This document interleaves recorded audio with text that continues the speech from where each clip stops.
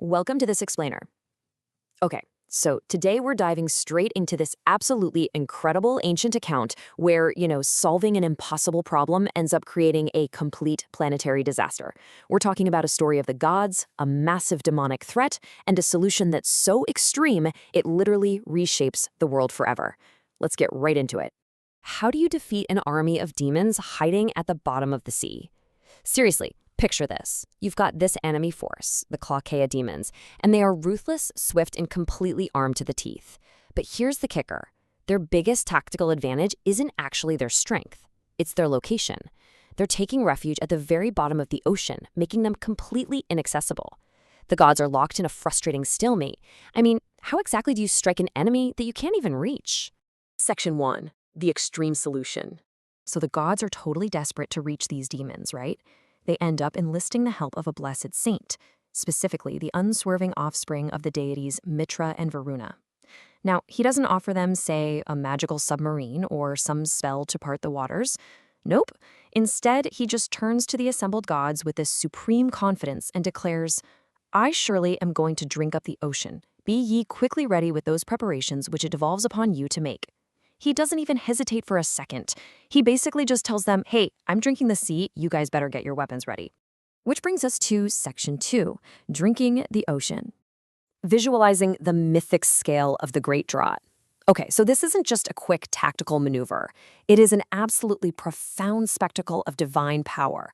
As the saint literally drinks the entire sea dry, think about that for a second. The gods, even the mighty Indra himself, are just struck with absolute amazement. They're shouting praises, glorifying the saint as their protector, their creator, their providence. And to top it all off, you've got celestial choristers playing these heavenly instruments all around, raining down celestial blossoms while a literal ocean is just rendered completely waterless. It's wild. Section 3, slaying the Kalakeyas. Right, so now the wide ocean is completely devoid of water. The ultimate barrier is just gone. The gods don't waste a single second. They immediately launch their assault. They grab their choice weapons of celestial forge and just fall upon the demons with these courageous hearts. Now, the demons, they roar loudly and try to fight back, but they simply cannot withstand the valorous onset of the heavenly residents. It's an absolute slaughter. And here's a really interesting detail. Despite their great strength, the Kalakeyas were actually at a fatal disadvantage before the battle even started. The text explicitly reveals that the demons had already been burnt by the force of penances performed by the saints. So even though they tried their absolute hardest, they were already weakened. Their defeat was pretty much inevitable from the get-go. But even in the midst of this absolute defeat, the narrative does something kind of unexpected. It pauses to describe the fallen warriors almost like works of art. Decked out in brooches of gold, wearing these intricate earrings and armlets, the slain demons actually looked beautiful.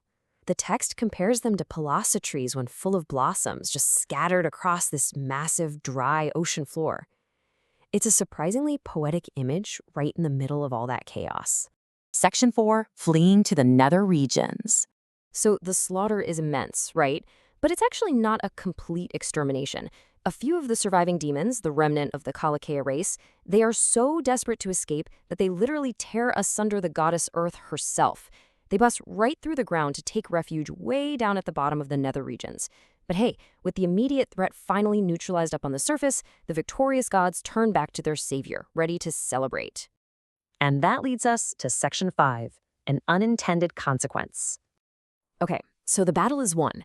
The gods politely ask the saint to, essentially spit the ocean back out so things can go back to normal. They say, "Fill the sea now, O mighty armed one. Give up again the water drunk up by thee." But the saint, he just flatly replies, "That water in sooth hath been digested by me." I mean, no way. He literally digested the ocean. It is gone. He just casually tells the gods, well, some other expedient therefore must be thought of by you. Basically saying, hey, that's a you problem now. Talk about a buzzkill. The triumphant mood just instantly evaporates. The assembled gods are left standing there filled with this bizarre mix of wonder and sadness. Like, sure, they just won the Great War, but they also completely lost the ocean.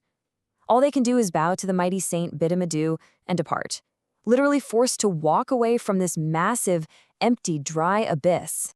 So how in the world will Brahma, Vishnu, and the rest of the gods replenish the world's newly emptied oceans? They literally had to go hold a brand new consultation just to figure this out. They solved one world-ending problem only to create an entirely new, massive ecological disaster. It really makes you wonder, what impossible feat are they going to have to attempt next just to fix their own solution? It is such a brilliant, ancient reminder that every extreme action has an equally extreme consequence. Thanks so much for joining me for this explainer, and we'll catch you next time.